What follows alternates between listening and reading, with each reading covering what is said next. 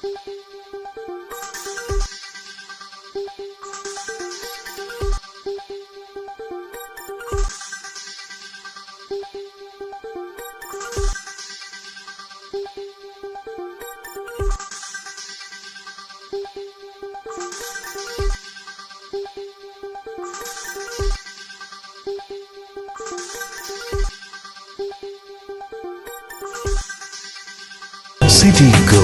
Gold and Diamonds, Kerala and Karnataka.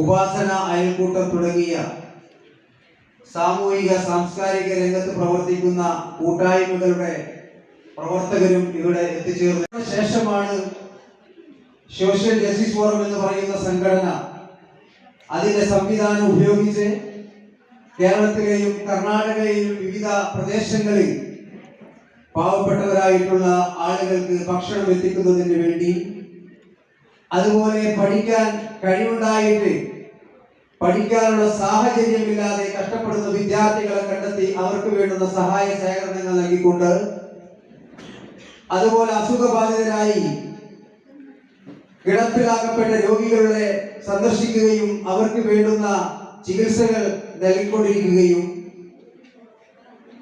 അതുപോലെ സാമൂഹിക രംഗത്തും സാംസ്കാരിക കണ്ടുകൊണ്ട് അവരിൽ നിന്ന് ഒരു പൈസ പോലും ഈടാക്കാതെ അവർക്ക് വേണ്ടുന്ന ഉപദേശങ്ങൾ ഗൈഡൻസ് നൽകിക്കൊണ്ട് വിദ്യാർത്ഥികളെ ഉന്നതിയിലേക്ക് ഉയർത്തിക്കൊണ്ടുവരുന്ന ഒരു വ്യക്തിയാണ് പ്രിയങ്കരനായ നമ്മുടെ മുസ്തഫ സാഹിബ്.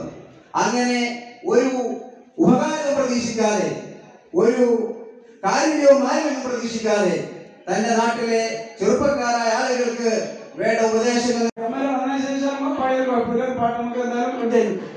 അല്ലെങ്കിൽ എഴുന്നേറ്റിരുന്നാൽ അതിൻ്റെ ഇടയിൽ വരാം. ഓക്കെ, പ്രിയപ്പെട്ടവരെ, ഇന്നലെ നമ്മുടെ രാജ്യത്തിന്റെ സ്വാതന്ത്ര്യ ദിനമായിരുന്നു.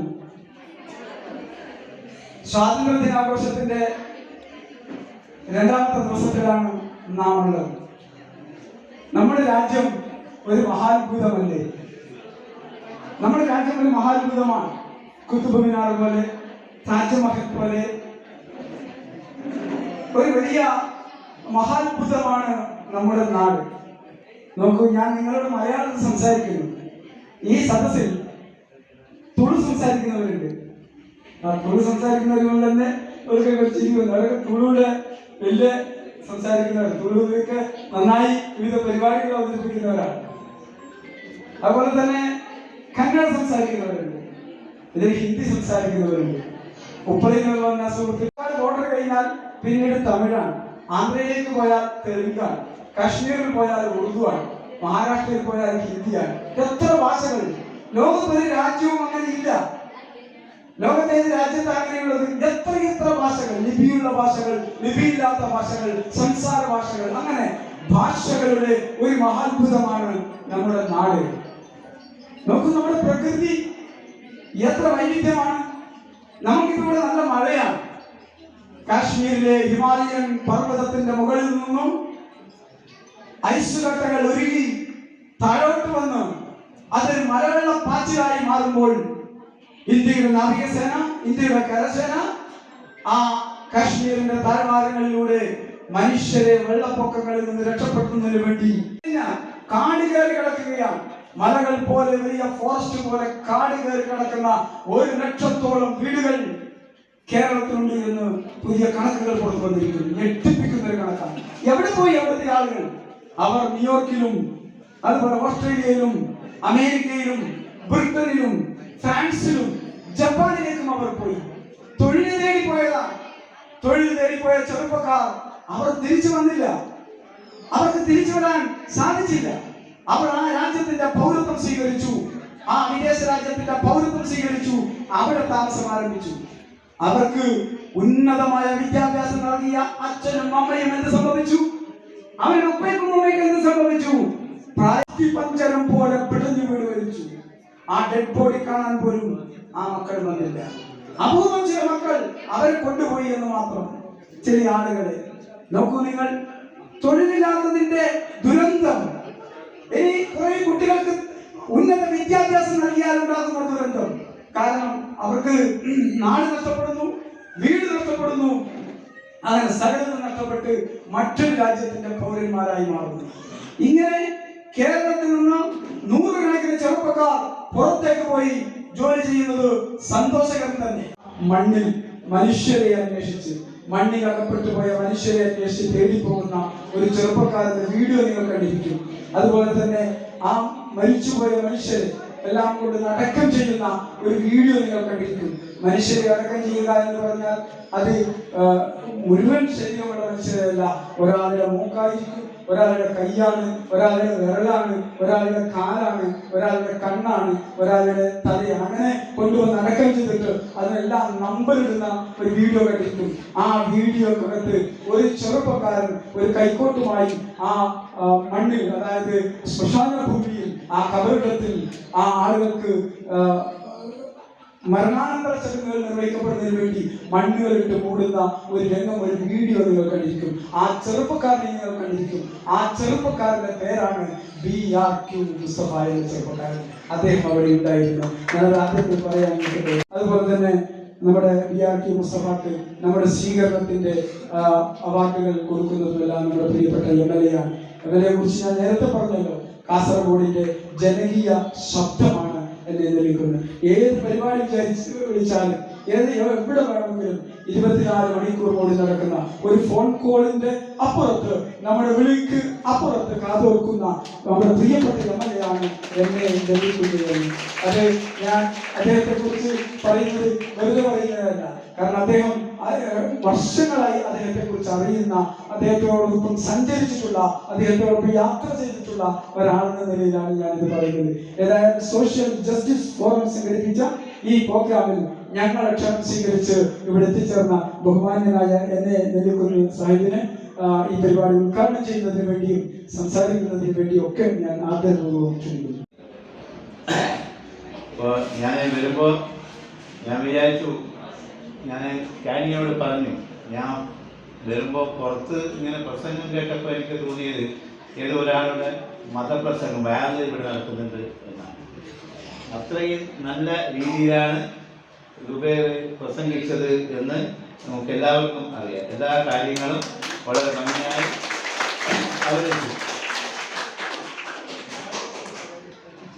പിന്നെ മുസ്തഫയെ കുറിച്ച് പറയുമ്പോൾ കാനിയോടും ഞാൻ മറ്റൊരു കാര്യം കൂടി ചോദിച്ചു, ഇത്രയും സ്ത്രീകളെ എങ്ങനെ ഈ പരിപാടിയിൽ പങ്കെടുപ്പിക്കാൻ സാധിച്ചു? വലിയ ദോഷമെന്ന് പറയുന്നത്, ഞങ്ങളൊക്കെ ലോകമാരിങ്ങനെ പാടി നടക്കുക. ലോകത്തിൻ്റെ എല്ലാ ഭാഗങ്ങളിലും, നാടിൻ്റെ എല്ലാ ഭാഗങ്ങളിലും ഞങ്ങൾക്ക് ആളുകളുണ്ടാവും. പക്ഷേ ഞങ്ങൾക്ക് ആളുകളില്ലാത്ത ഒരാൾ പോലും ഞങ്ങളെ തിരിഞ്ഞു നോക്കാത്ത, ഗൗരവിക്കാത്ത ഒരു പ്രദേശം ഉണ്ടാകും. ഏത് നേതാവിനെ എടുത്തു നോക്കിയാൽ അത് സ്വന്തം നാടാണ്, സ്വന്തം പ്രദേശം. അങ്ങനെ സ്വന്തം പ്രദേശത്ത് അങ്ങനെ ഒരു സ്വാധീനമൊന്നും ഉണ്ടാവില്ല. പക്ഷെ ലോകമാകെ തൻ്റെ സ്വന്തം കീശയിലാണ് എന്ന് വിചാരിച്ച് നടക്കുന്ന കുറേ ആളുകളുണ്ട്. പക്ഷേ ഞാൻ വിചാരിച്ചു മുസ്തഫയ്ക്കും സ്വന്തം നാട്ടിൽ അതേ അനുഭവം തന്നെയായിരിക്കുമെന്നാണ് ഞാൻ ഈ വേദിയിലേക്ക് കടന്നു വരുന്നത് വരെ വിചാരിച്ചത്. എല്ലാ നേതാക്കന്മാരെയും ചെയ്യേണ്ടത് അതാണ്. ആദ്യം നമ്മുടെ സ്വന്തം പോക്കറ്റിൽ, സ്വന്തം നാട്ടിൽ, സ്വന്തം വീട്ടിൻ്റെ അടുത്ത് നമ്മൾ 4 ആളുകളെ ഉണ്ടാക്കാൻ നോക്കണം. ചില ആളുകൾ അത് നോക്കാറില്ല. നേതാവായിരിക്കും, അറിയപ്പെടുന്ന നേതാവായിരിക്കും, ലോകം അംഗീകരിക്കുന്ന നേതാവായിരിക്കും, പക്ഷേ സ്വന്തം വീട്ടിൻ്റെ അടുത്ത് ഒരാൾ പോലും ഉണ്ടാവുകയില്ല. പക്ഷേ മുസ്തഫ അതിന് ഒരു അപവാദം എന്ന നിലയിൽ മുസ്തഫ എന്താണ് ചെയ്തത്? ആദ്യം സ്വന്തം നാട്, തനിക്ക് ജന്മം നൽകിയ നാട്ടിൽ കുറേ ആളുകളെ അവരെയൊക്കെ മുസ്തഫ സ്വന്തമാക്കി. അതിൻ്റെ തെളിവാണ് നിങ്ങളെല്ലാവരും ഇപ്പോൾ ഈ സദസ്സിൽ വന്നിരിക്കുന്നത്. ആ കാര്യത്തിൽ ഞാൻ മുസ്തഫയെ വിനിയോഗിക്കുകയാണ്. മറ്റൊന്ന് ഞാൻ പറയാൻ ആഗ്രഹിക്കുന്നത്, ഞാൻ മുസ്തഫയോട് ചോദിച്ചു, മുസ്തഫ CA ഏത് കൊല്ലമാണ് പാസ്സായത് എന്ന്. മുസ്തഫ എന്നോട് പറഞ്ഞു, മുസ്തഫ CA-കാരനല്ല എന്ന്. അപ്പോൾ CA-കാരനല്ലാത്ത ഒരാൾക്ക് ഇങ്ങനെ തൻ്റെ സ്വന്തം ഓഫീസിൽ ദുബൈയിൽ കണക്ക് പറഞ്ഞത് 160ഓളം ആളുകൾക്ക്, യുവാക്കൾക്ക് ഒരു CA ബിരുദം നേടാത്ത ഒരാൾക്ക് തൻ്റെ ഓഫീസിൽ ജോലി കൊടുക്കാൻ കഴിയുന്നു എന്നത് തീർച്ചയായും അത് വലിയൊരു സംഭവമാണ് എന്ന കാര്യത്തിൽ ഒരു സംശയമില്ല. 160 ആളുകൾക്ക്. എനിക്കൊന്ന് കാസർഗോഡ് ഒരു വ്യക്തിയുടെ കീഴിൽ കൺസൾട്ടന്റുമായി ബന്ധപ്പെട്ട് പ്രവർത്തിക്കുന്ന ഒരുപാട് വ്യക്തികൾ, ഒരുപാട് കച്ചവടക്കാരും മുസ്തഫയെ കുറെ വർഷമായി സമീപിക്കാറുണ്ട് എന്ന് എനിക്ക് നല്ലതുപോലെ അറിയാം. അത് സമീപിക്കുന്നത് ഒന്ന് ഒരു ഡോക്ടറായാലും, ഒരു അഭിഭാഷകനായാലും, അല്ലെങ്കിൽ ഏത് സ്ഥാപനം നടത്തുന്ന ആളായാലും കോടിക്കണക്കിന് ഉറുപ്പിക ഇൻവെസ്റ്റ് ചെയ്താൽ ഒരു സ്ഥാപനം ഇങ്ങനെ വളർന്നു വലുതാവുകയില്ല. കോടിക്കണക്കിന് ഉറുപ്പിക ഇൻവെസ്റ്റ് ചെയ്താൽ സ്ഥാപനത്തിലേക്ക് ആളുകളൊന്നും കടന്നു വരില്ല. കോടിക്കണക്കിന് ഉറുപ്പിക ഇൻവെസ്റ്റ് ചെയ്യാൻ വെറും ചെറിയ ഒരു മുടക്ക് മുതലായിരിക്കും ഉണ്ടാവുക. കോടിക്കണക്കിന് ഉറുപ്പിക ഇൻവെസ്റ്റ്മെന്റ് ഇല്ലാത്ത സ്ഥാപനത്തേക്കാൾ കൂടുതൽ ആളുകളെ ആകർഷിക്കാൻ കഴിയുക തീരെ മുതൽ മുടക്കി ഇല്ലാത്ത സ്ഥാപനത്തിനായി. എന്തുകൊണ്ടാണ് അത് ടീച്ചറത് നമ്മുടെ കാസർഗോഡ് നഗരത്തിലുണ്ട് എന്നുള്ളത് ഞാൻ മുസ്തഫയോട് വിയോജിക്കുമെന്ന് എനിക്ക് തോന്നുന്നില്ല. എത്രയോ നല്ല പ്രാക്ടീഷണർമാരുണ്ട്.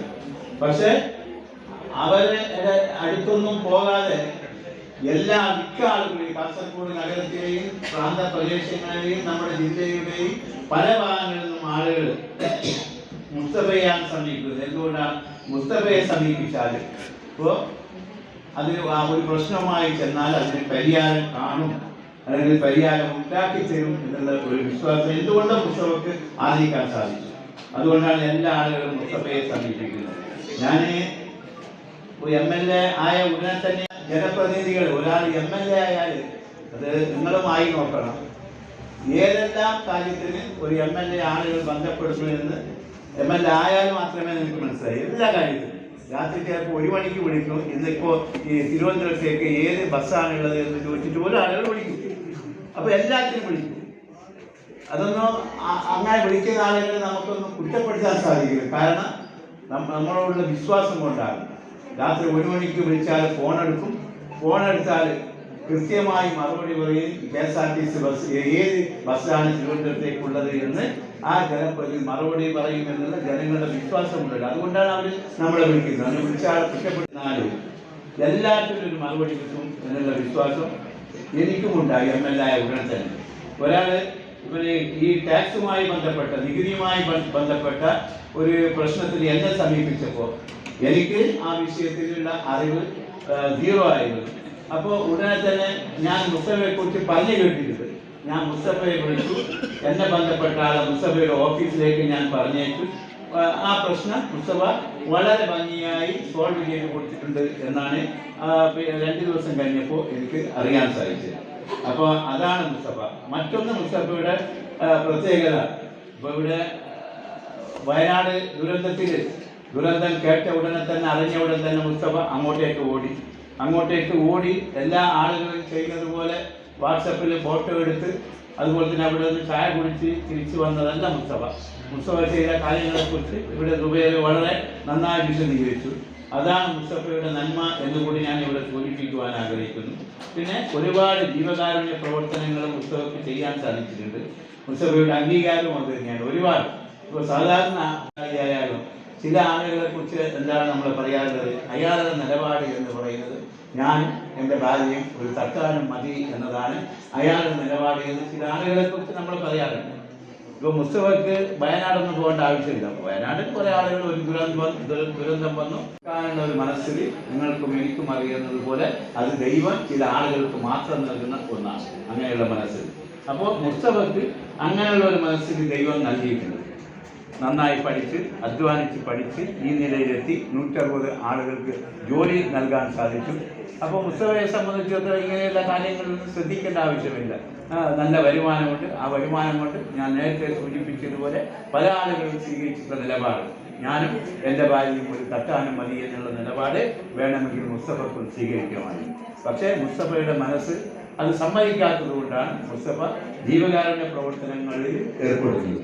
ഒരു പ്രത്യേക താല്പര്യവും കഴിയും എന്ന് തന്നെ വേണമെങ്കിൽ പറയാം. എല്ലാ ആളുകൾക്കും ആ താല്പര്യം ദൈവം നൽകുകയില്ല. അപ്പോൾ ഞാൻ ദീർഘിപ്പിക്കുവാൻ ആഗ്രഹിക്കുന്നില്ല. മുസ്തഫയെ പോലെയുള്ള ഒരാൾ ഡോക്ടറേറ്റ് ലഭിച്ചിട്ടുണ്ട് അദ്ദേഹത്തിന്. അത് അദ്ദേഹത്തിൻ്റെ കഴിവിനുള്ള അർഹതയ്ക്കുള്ള അംഗീകാരമാണ് എന്ന കാര്യത്തിൽ യാതൊരു സംശയമില്ല. ഇനിയും ഉയരങ്ങളിൽ മുസ്തഫ എത്തിപ്പെടണം എന്നതാണ് നമ്മുടെ എല്ലാവരുടെയും ആത്മാർത്ഥമായ ആഗ്രഹം. എന്നെ ഈ പരിപാടിയിലേക്ക് ദുബൈയിൽ ക്ഷണിക്കുമ്പോൾ ഇത്രയും വലിയൊരു ജനപങ്കാളിത്തം ഈ സദസ്സിൽ ഉണ്ടാകുമെന്ന് ഞാൻ ഒരിക്കലും കരുതിയിരുന്നില്ല. അതൊക്കെ ഇതിൻ്റെ സംഘാടകരുടെ സംഘടനാ പാഠവുമാണ് തെളിയിക്കുന്നത് എന്ന കാര്യത്തിൽ യാതൊരു സംശയമില്ല. അവർ ആത്മാർത്ഥമായി അഭിനന്ദിക്കുവാൻ ഞാൻ ഈ അവസരം ഉപയോഗിക്കുകയാണ്. എൻ്റെ നേട്ടം എന്ന് പറയുന്നത്, ഞാനിപ്പോൾ 13 വർഷമായി കാസർഗോഡിൻ്റെ MLA. ഒരുപാട് കരാറുകാരെ എനിക്കറിയാം. അതുപോലെ തന്നെ സാമൂഹിക സാംസ്കാരിക വിദ്യാഭ്യാസ മേഖലകളിൽ പ്രവർത്തിക്കുന്ന ഒരുപാട് ആളുകളെ എനിക്കറിയാം. എനിക്കറിയാത്ത കുറേ ആളുകളെ എനിക്ക് ഇവിടുന്ന് കാണാനും പരിചയപ്പെടാനൊക്കെ സാധിക്കും. ഇപ്പോൾ കുറേ അക്കാദമി നടത്തുന്ന ഇപ്പോൾ കാസർഗോഡ് ഇപ്പോൾ നമ്മളിപ്പോൾ ഇത്രയും കാലം ഇപ്പോഴും നമ്മളെന്താണ് കാസർഗോഡിനെ കുറിച്ച് പറഞ്ഞു വരുന്നത്? നമ്മൾ പിന്നോക്കമാണ് എന്നാണ്. കേരളത്തിലെ മറ്റ് 13 ജില്ലകളെ അപേക്ഷിച്ച് കാസർഗോഡ് ഏറ്റവും പിന്നോക്കം നിൽക്കുന്ന ജില്ലയാണ് എന്ന് നമ്മൾ പറയുന്നത്. എനിക്ക് ഈ വേദിയിലിരിക്കുന്ന എൻ്റെ പ്രിയപ്പെട്ട സഹോദരന്മാരോടും സദസ്സിലിരിക്കുന്ന സഹോദരന്മാരോടും എനിക്ക് പറയാനുള്ളത്, ഇനി നമ്മൾ ആ പറച്ചിൽ ഒന്ന് നിർത്തണം എന്നതാണ്. കാസർഗോഡ് പിന്നോക്കമാണ് എന്നുള്ള ആ പറച്ചില് ഇനിയെങ്കിലും നമ്മൾ നിർത്തണം എന്നാണ് എനിക്ക്. കാസർഗോഡ് ഒരിക്കലും പിന്നോക്കമുണ്ടാവാം. ഇപ്പോൾ മെഡിക്കൽ കോളേജ് മെഡിക്കന്മാരും മെഡിക്കലുമായ ഒരുപാട് യുവാക്കളും യുവതികളുമുള്ള ജില്ല കാസർഗോഡാണ് എന്ന കാര്യത്തിൽ യാതൊരു സംശയമില്ല. അപ്പോൾ അത് നോക്കുമ്പോൾ നമ്മുടെ ജില്ല മറ്റ് ജില്ലകളെ വെച്ച് വളരെയധികം മുന്നിലാണ്. ഇത്രമാത്രം നല്ല പ്രാവീണ്യമുള്ള കഴിവുള്ള യുവാക്കളും യുവതികളുമുള്ള ജില്ല നമ്മുടെ കാസർഗോഡാണ്. എത്ര കുട്ടികൾ ഇപ്പോൾ ദുബൈയിലെ അദ്ദേഹത്തിൻ്റെ അധ്യക്ഷ പ്രസംഗത്തിൽ പറഞ്ഞിട്ടുള്ള ഒരു കാര്യം, നമ്മുടെ കാസർഗോഡ് കോട്ടയത്തെ എടുത്തുകൊണ്ടാണ് അദ്ദേഹം പറഞ്ഞത്. കുറേ യുവാക്കൾ ഇപ്പോൾ അവിടെ കോട്ടയം എന്ന് പറയുന്നത് കുറേ യുവാക്കൾ ഇപ്പോൾ വിദേശത്താണ്. അപ്പം ഇങ്ങനെ പോയാൽ കോട്ടയത്ത് ആളുകൾ യുവാക്കളും യുവതികളും ഇല്ലാത്ത ഒരു നാടായി കേരളം മാറുമെന്ന് കേരളത്തെക്കുറിച്ച് നമ്മൾ പറയുന്നത്. നമ്മുടെ എല്ലാ ചെറുപ്പക്കാരും ഇപ്പോൾ വിദേശത്തേക്ക് പോവുകയാണ്. ഇതിപ്പോൾ ചില ആളുകൾ പറയുന്നത് ഇതൊരു ബ്രെയിൻ ഡ്രെയിൻ എന്നാണ്. ഇങ്ങനെ കൂട്ടത്തോടെ യുവാക്കൾ ഇങ്ങനെ വിദേശത്തേക്ക് പോകുന്നതിനെ കുറിച്ച് ചില ആളുകൾ പറയുന്നത് ഇത് ഒരു ബ്രെയിൻ ഡ്രെയിൻ എന്നാണ്. പക്ഷെ നമ്മുടെ മുഖ്യമന്ത്രി ഇതിനെ പറയുന്നത് ഇത് ഒരു ബ്രെയിൻ ഗെയിൻ എന്നാണ്. അത് ബ്രെയിൻ ഗെയിൻ ആയിക്കൊള്ളട്ടെ, ബ്രെയിൻ ഡ്രെയിൻ ആയിക്കൊള്ളട്ടെ. അപ്പോൾ അതൊന്നും ഒരു തർക്ക വിഷയമാക്കാൻ ഞാനിപ്പോൾ ഉദ്ദേശിക്കുന്നില്ല. എനിക്ക് പറയാനുള്ളത് കഴിവ് അത് ആ കൂട്ടത്തിൽ നമ്മുടെ കാസർഗോഡ് ജില്ലയിൽ ഒരുപാട് യുവാക്കൾ, ഒരുപക്ഷെ എൻ്റെ നാട്ടിൽ തന്നെ എൻ്റെ വീട്ടിൻ്റെ അടുത്ത് നിന്ന് ഒരു 10 വീട് എടുത്ത് നോക്കിയാൽ ആ 10 വീടുകളിലെ 5 വീടുകളിൽ നിന്നുള്ള കുട്ടികൾ ലണ്ടനിലായിരിക്കും, ഓസ്ട്രേലിയയിലായിരിക്കും, ന്യൂസിലാൻഡിലായിരിക്കും. അവർ വാങ്ങുന്ന ശമ്പളം കേട്ടാൽ കിട്ടുന്ന ശമ്പളമായിട്ട് ഒരുപക്ഷെ അവർ 1 മാസം കൊണ്ട് വാങ്ങുന്നു. അത്ര കഴിവുള്ള കുട്ടികൾ നമ്മുടെ കാസർഗോഡ് ജില്ലയിലുണ്ട്. ഒരു ഉദാഹരണം മാത്രം പറഞ്ഞുകൊണ്ട് ഞാൻ എന്ന് പറയുന്നത് കല്യാണത്തിന് പോകലാണ്. വിളിച്ച കല്യാണത്തിനൊക്കെ ഞങ്ങൾ പോകുന്നുണ്ട്. കല്യാണത്തിന് പോകുമ്പോൾ സാധാരണ നമ്മൾ പോകുമ്പോൾ ഗേറ്റിൽ അതൊരു പെൺകുട്ടിയുടെ കല്യാണമാണെങ്കിൽ പെൺകുട്ടിയുടെ ഉപ്പ ഗേറ്റിൽ നിന്നുകൊണ്ട് നമ്മളെ സ്വീകരിക്കും. ആൺകുട്ടിയുടെ കല്യാണമാണെങ്കിൽ ആ ഗ്രൂം ആ ഗേറ്റിൽ നിന്നുകൊണ്ട് നമ്മളെ സ്വീകരിക്കും. ഞാനൊരു കല്യാണത്തിന് പോയപ്പോൾ ഇങ്ങനെ വരൻ ഗേറ്റിൽ നിന്നുകൊണ്ട് എന്നെ സ്വീകരിച്ചു, ക്ഷണിക്കാൻ നൽകി. ഞാൻ വല്ല ഗംഭീരമായ കല്യാണമായിരുന്നു. ഞാൻ കുട്ടിയോട് ചോദിച്ചു, എനിക്ക് എന്താണ് ജോലിയെന്ന്. അപ്പോൾ എന്നോട് പറഞ്ഞു എനിക്ക് ജോലിയൊന്നുമില്ല. അപ്പോൾ ഞാൻ പറഞ്ഞു ജോലിയൊന്നുമില്ലാത്ത നീ ഇത്രയും ഗംഭീരമായ ആഡംബരമായ കല്യാണം എങ്ങനെ കഴിക്കുന്നു എന്ന് ചോദിച്ചപ്പോൾ അവൻ പറഞ്ഞത് എനിക്ക് ജോലിയൊന്നുമില്ല, ഞാൻ കുറേ ആളുകൾക്ക് ജോലി കൊടുക്കുന്നുണ്ട് എന്നാണ്. അതെവിടെ? ലണ്ടനിൽ സ്വന്തമായ ഒരു കമ്പനി നടത്തുന്നുണ്ട്. ആ കമ്പനിയിൽ 25 വയസ്സ് മാത്രം പ്രായമുള്ള അവൻ്റെ കമ്പനിയിൽ അവൻ്റെ കീഴിൽ 10-50ഓളം ആളുകൾ, ഇന്ത്യക്കാർ മാത്രമല്ല ബ്രിട്ടീഷുകാർ പോലും അവൻ്റെ കീഴിൽ ജോലി ചെയ്യുന്നു. ഇവിടെ കാസർഗോഡ് ഒരു സ്വകാര്യ സ്ഥാപന CEO BBO എടുത്ത് പോയി ലണ്ടനിൽ പോയ ആളാണ്. അപ്പം അത്രമാത്രം മിടുക്കന്മാരായ കുട്ടികൾ നമ്മുടെ ജില്ലയിലുണ്ട് എന്ന കാര്യത്തിൽ യാതൊരു സംശയമില്ല.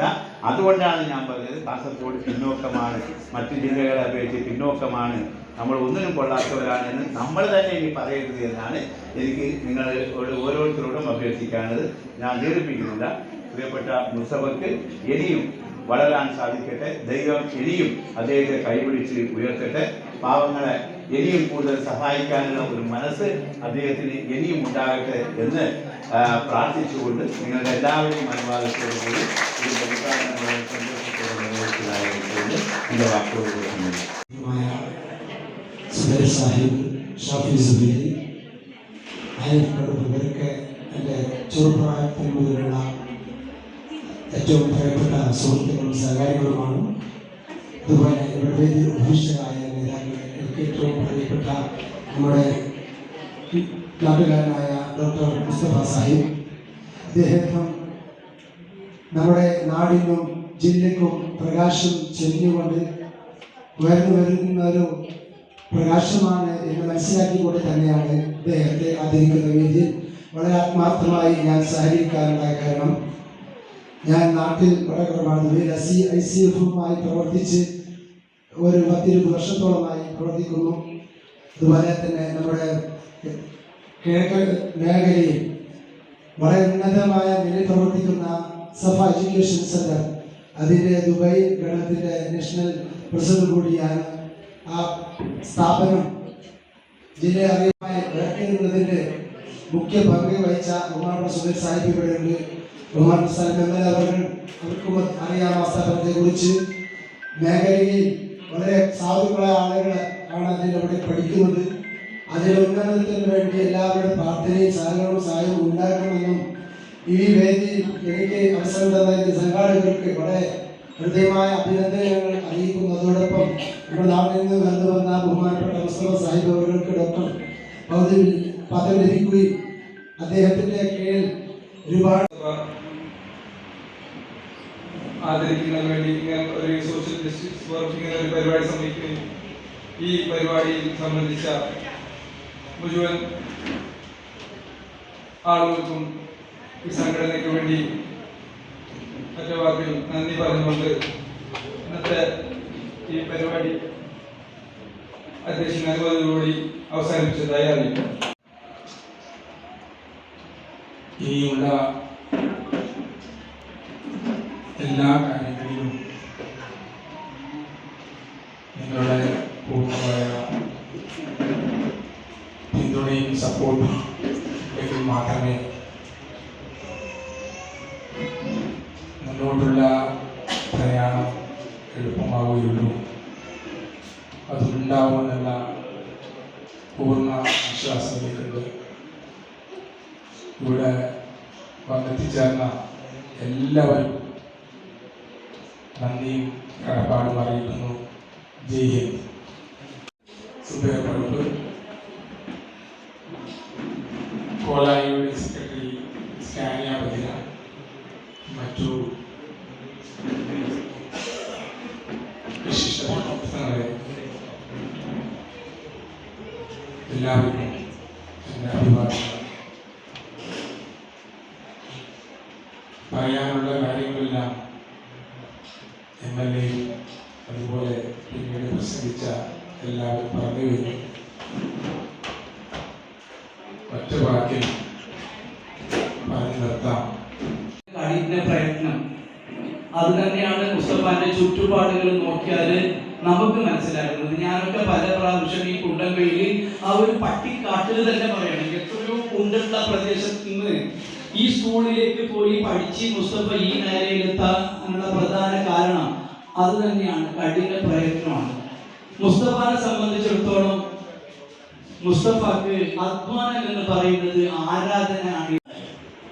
ബഹുമാനവും നിറഞ്ഞ MLS സോഷ്യൽ ജസ്റ്റിസ് ഫോറത്തിൻ്റെ ഭാരവാഹികൾ, ഇന്നത്തെ ആദരവ് ഏറ്റുവാങ്ങിയ പ്രിയപ്പെട്ട മുസ്തഫ സാഹിബ്, എൻ്റെ ഒരു കുടുംബ സുഹൃത്തും കൂടിയാണ് പ്രിയപ്പെട്ട മുസ്തഫ. ഒരുപാട് പുരോഗതിയിലെത്തിയ മുസ്തഫ നമുക്കൊക്കെ മാതൃകയാണ്.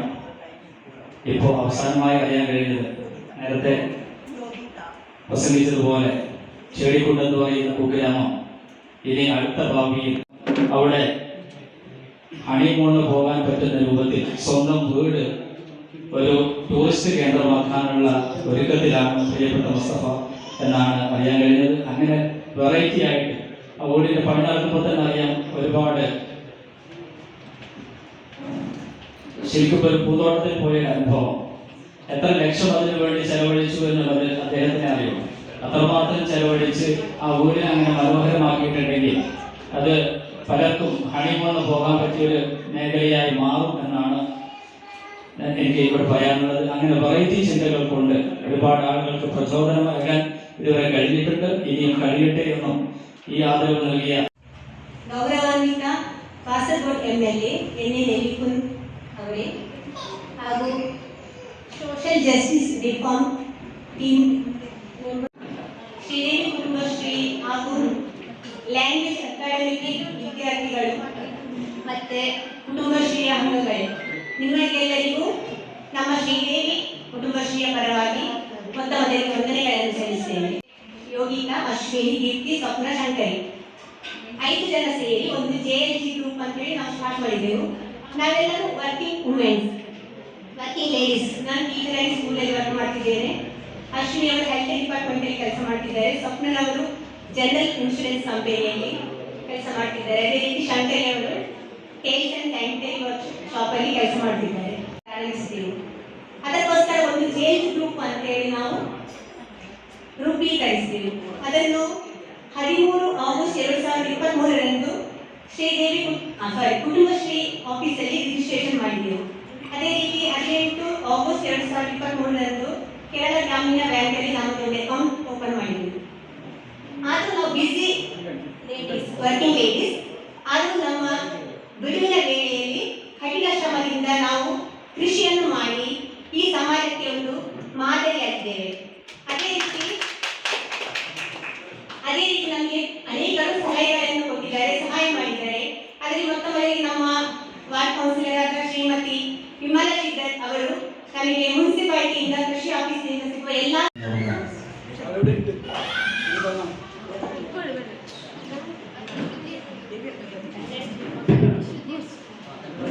മര്യാദ നന്നായിട്ട് ഡോക്ടറേറ്റ് ലഭിച്ച ഈ സന്ദർഭത്തിൽ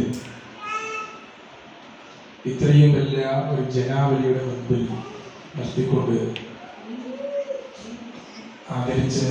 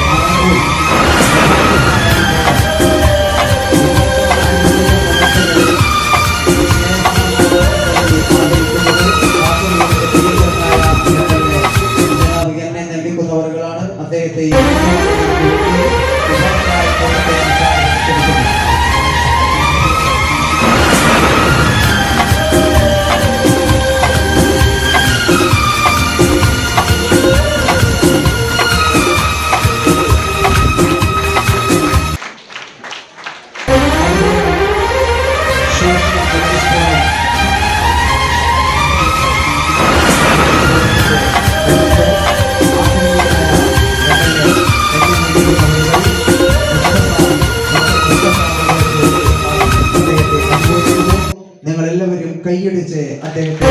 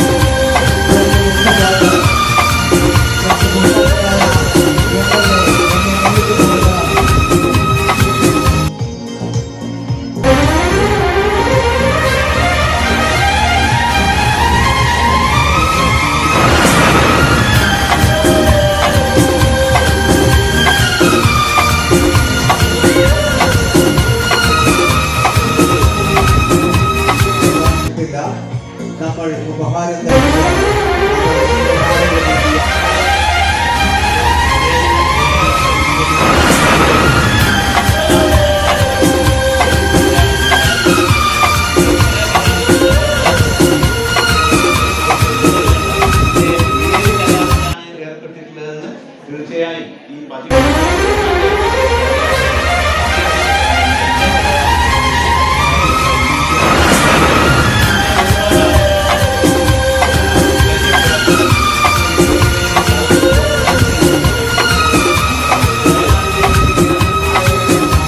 പ്രവഹിക്കുകയാണ് മുഖ്യമന്ത്രി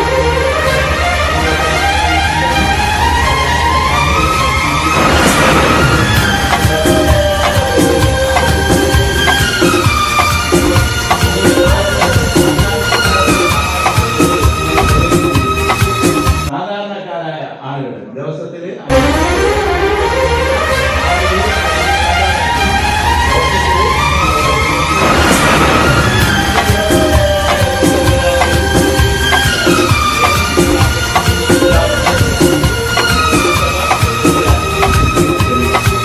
അത്ഭുതം എന്നതിന്റെ തെളിവാണ്.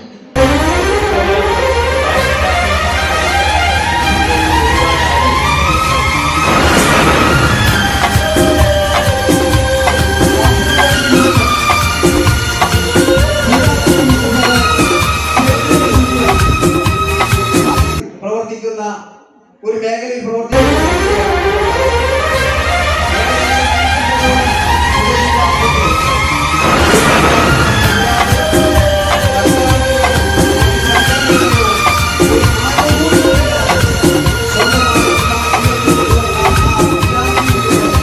നൂറ്റമ്പതോളം യുവതി യുവാക്കൾക്ക് ഇന്ന് ജോലി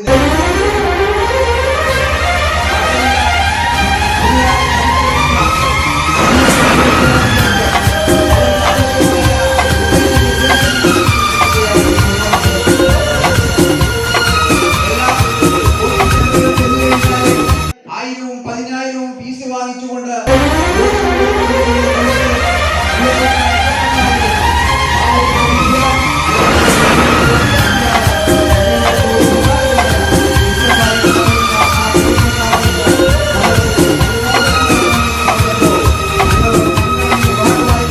രണ്ട് കൈയും നീട്ടി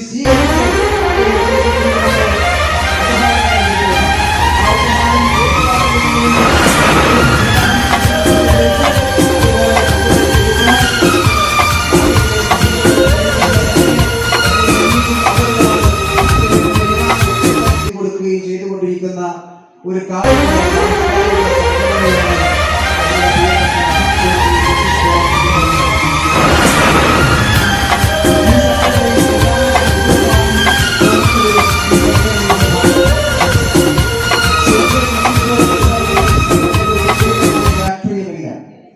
ഒരു പ്രത്യേകമായ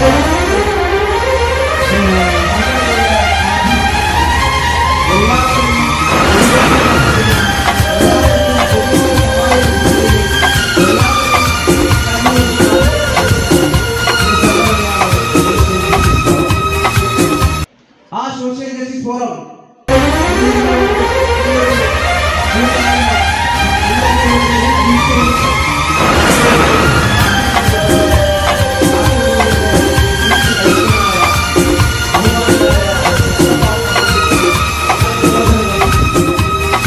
ദീർഘനേരം പ്രസംഗിച്ച് മുന്നോട്ട്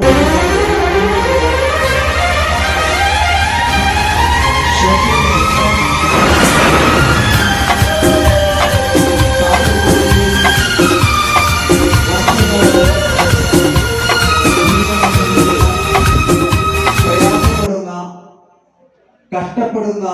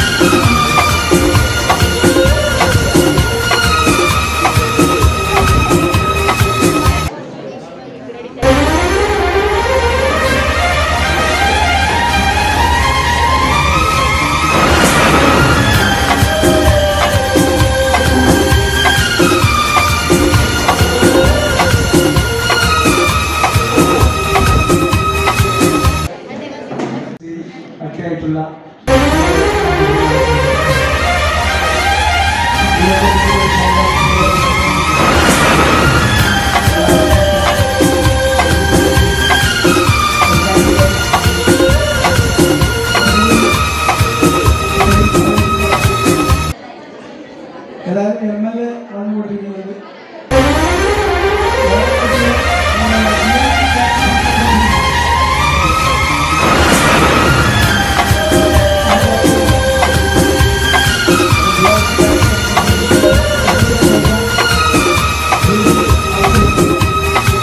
എല്ലാവർക്കും ഈ ഹാളിലിരിക്കുന്ന എല്ലാവർക്കും പെട്ടെന്ന് വന്ന അവസരമുണ്ട്.